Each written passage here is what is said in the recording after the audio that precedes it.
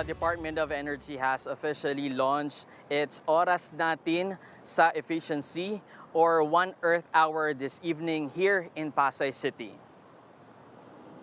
Attended by Energy Secretary Sharon Garin, Pasay City Mayor Emmy Calixto Rubiano, and other DOE officials, the campaign encourages Filipinos to conserve energy by switching off non-essential lights and appliances every Saturday for an hour at 8 p.m. to 9 p.m. According to Garin, this collective 1-hour action can save up to 145 megawatts, the same amount conserved during the recent Earth Hour observance.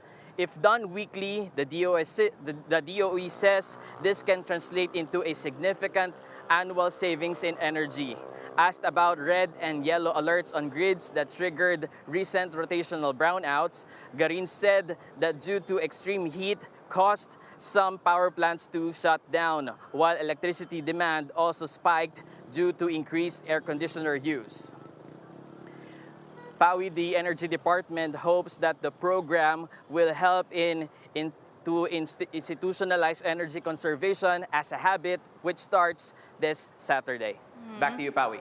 All right. Well, Dave, how does the Energy Department plan to enforce this? How will they encourage the public to actually practice saving electricity for at least an hour every Saturday? PAWI, after the program, DOE Secretary Garin gave us a few minutes to answer questions from the media, and she said that to conserve energy, it doesn't enforce, or it encourages Filipinos to switch off non-essential lights and other appliances to conserve energy. That it only takes an hour, collective 1-hour effort from us to save energy. PAWI. So, Dave, ano ba yung mga appliance siguro na ideally pwedeng i-unplug muna, no, para makatipid sa kuryente? PAWI, during the interview with Secretary Sharon Garin, hindi naman niya in-specify kung ano yung mga appliances or gadgets na pwede nating hindi muna gamitin pansamantala. Pero gaya ng mga naituro na sa atin noon pa, pwede naman tayong magtipid tulad ng paggamit ng konting ilaw kung hindi naman kailangan na fully lit yung room o kaya yung bahay natin. At the same time, kung hindi naman ganun kainit, pwede naman hindi na muna tayo gumamit ng air conditioner or aircon units. And Dave, kamusta naman raw yung power supply natin? According to the Energy Department, may danger pa rin ba ng red or yellow alerts?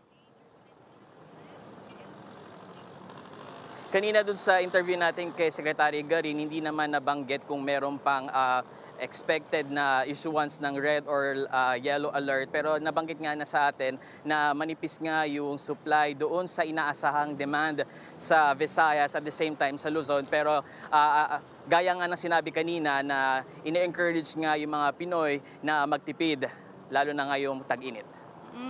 And Dave, may update na ba sa oil price forecast para sa susunod na linggo? Magkakaroon ba ng rollback? Happy news ba para sa mga motorista? PAWI, kanina hindi nabanggit sa atin ni Secretary Garin kung magkano ba yung inaasahan na increase doon sa oil prices. Ang sabi lang niya sa atin, kung merong mang increase this coming week, sana hindi ito ganun kataas. PAWI. Okay, and Dave, finally, hanggang kailan ba yung initiative ng Energy Department, itong 1 Earth Hour? PAWI, walang binigay na specific na time frame, pero ina-encourage nga na every Saturday, 1 hour lang naman, 8 p.m. to 9 p.m. yung sinasabing pagtitipid. Pero siguro